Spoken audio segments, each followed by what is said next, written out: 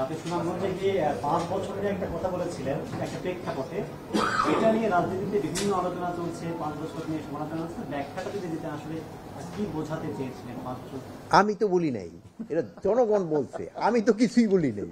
ওখানে আপনার সাংবাদিকরা ছিল, এরা শুনছে, এরা বলছে, আমি তো কিছুই বলি নাই। আপনারা ওইটা বলছেন যে আমি বলছি, আমি কিন্তু ভাই কিছু বলি নাই। আমাদের তো ক্ষেত্রে তো সরকার তো বলেই দিছে যে আমাদের উপদেষ্টা তো চিফ ডিসেম্বর থেকে ইসের ভিতরে বলেই তো দিছে, ডিসেম্বর থেকে জুনের ভিতরে। আমার ওই তো ওইটার বলার কোনো প্রশ্নই ওঠে না। না, আমি তো রাজনীতিবিদ না, আমি তো এই রাজনীতির প্রশ্নতে বলতে পারবো না। আমাদের তো বলেই দিছে।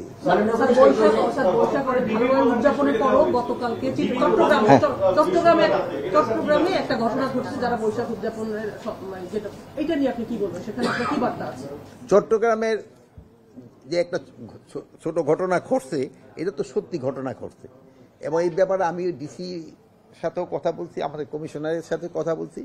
ঘটনাটা না ঘটেই উচিত ছিল, বাট যেহেতু ঘটে গেছে, এখন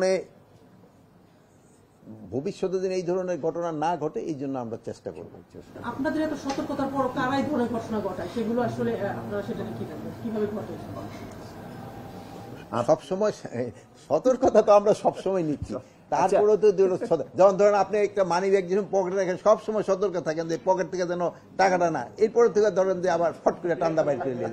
এই তো হয়ে যায় অনেক সময়। যে চেষ্টা তো আমরা করে যাচ্ছি, আমাদের যদি চেষ্টার কোনো ত্রুটি থাকে আপনারা বলেন যে আপনার চেষ্টার ত্রুটি ছিল, আমরা চেষ্টা করে যাচ্ছি। জীবন ধরেন এই ঘটনাটা ঘটার পরে আমি নিজেও কথা বলছি যে এটা কেন কি হচ্ছে, ভবিষ্যতে যেন না হয় আমরা চেষ্টা করি।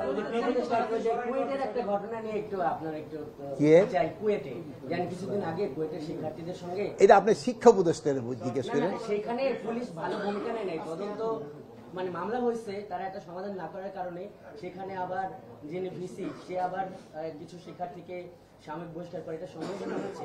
মানে পুলিশ এখানে মানে আসলে কি ঘটছিল শোনেন, এইটা হলো যে যেহেতু এটা শিক্ষা উপদেষ্টা জিজ্ঞেস করলে উনি বলতে পারবেন।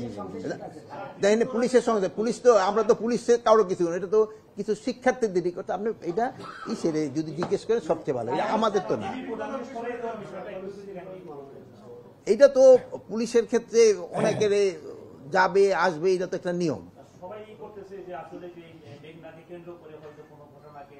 না না না, এই সব কোনো ঘটনাকে কেন্দ্র করে না, এইটা একটা নর্মাল প্রসেস। উনি হয়তো অসুস্থ আছে বা অন্য কোনো কিছু আছে, এইসব হয়তো।